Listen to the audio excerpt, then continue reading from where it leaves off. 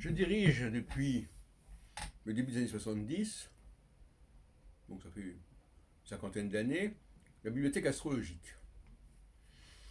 Au cours de ces décennies, j'ai évidemment recueilli un très grand nombre de documents de toutes sortes. Des revues, des livres, des archives, des correspondances. Et ces documents se trouvent dans le centre que nous avons rue de la Providence depuis 1979, c'est-à-dire depuis 40 ans.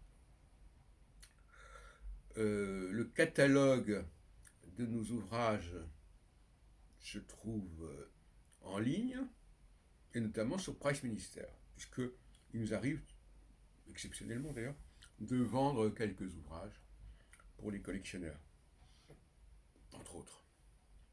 Donc j'ai été très surpris lors du colloque organisé par la VDAF le 22 février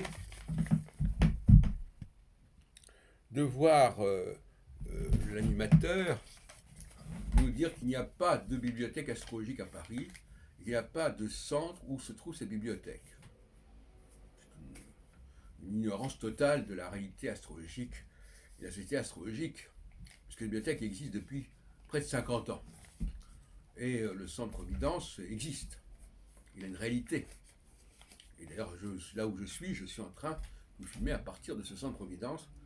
Voilà. Alors, donc, au cours de ces 50 années, nous avons eu des opportunités de récupérer, de rassembler toutes sortes de documents. Malheureusement, les gens, l'astrologie n'est pas un domaine qui est extrêmement recherché par les sociologues et par les historiens, et par conséquent, bien que moi-même j'ai publié des ouvrages là-dessus, comme La vie astrologique il y a 100 ans, La vie astrologique les 30-50, aux éditions Très Daniel, néanmoins, il y a eu des gens comme Patrice Guinard qui en ont profité, comme Gilles Bûchery aussi, pour un travail qu'il a fait à l'école pratique des études, sous la direction de Jean-Pierre Braque. Mais il est certain que cette mine d'informations reste encore très inexploitée.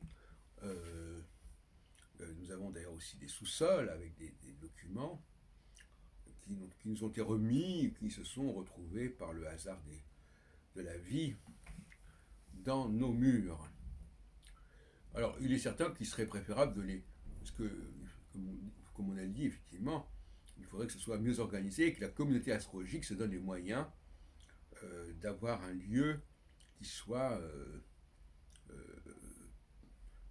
comment dirais-je, pris en charge financièrement par les cotisations ou les redevances. Voilà. Parce que le grand drame de ce milieu astrologique, c'est qu'il ne se dote pas d'un budget. Pour faire quoi que ce soit d'ailleurs. Les astrologues ne payent pas de redevances. Et puis alors, je terminerai en disant que la Fédération des astrologues francophones, elle a surtout pour vocation quand même de s'intéresser à l'élite du milieu astrologique, c'est-à-dire aux chercheurs, voilà, et non pas à faire alliance avec des écoles d'astrologie. C'est pas son but. Depuis toujours, le mouvement astrologique que je dirige a distingué entre l'activité colloque et l'activité enseignement. Et vous savez, c'est comme l'histoire des banques, il faut séparer la partie dépôt, la partie affaires, etc. Le mélange entre l'enseignement et la recherche n'est pas bon. Et pourtant, il a été instauré depuis les années 90 par des animateurs comme Yves Lenoble et maintenant comme Marc Brun pour la FDAF. Mais ça n'est pas la bonne solution. C'est un palliatif. À Lyon et à Bordeaux, les gens qui viennent sont vraiment des gens qui sont déjà très avancés en astrologie, qui ne sont pas des élèves en astrologie. Et qui d'ailleurs, les sommes qui sont demandées sont beaucoup plus faibles d'ailleurs. C'est le problème. Donc, ne faisons pas alliance entre quelques chercheurs qui sont sur l'estrade et un public finalement de gens qui ne sont pas très avancés en astrologie. et qui s'intéressent surtout à comment améliorer leur connaissance du thème astral, etc. Et qui ne sont pas ouverts à des débats qui remettent en question justement le savoir astrologique. Le savoir astrologique, le savoir, il est figé. Or, la recherche astrologique, c'est une question de remettre en question, de remettre en mouvement ce savoir. C'est pas du tout la même chose.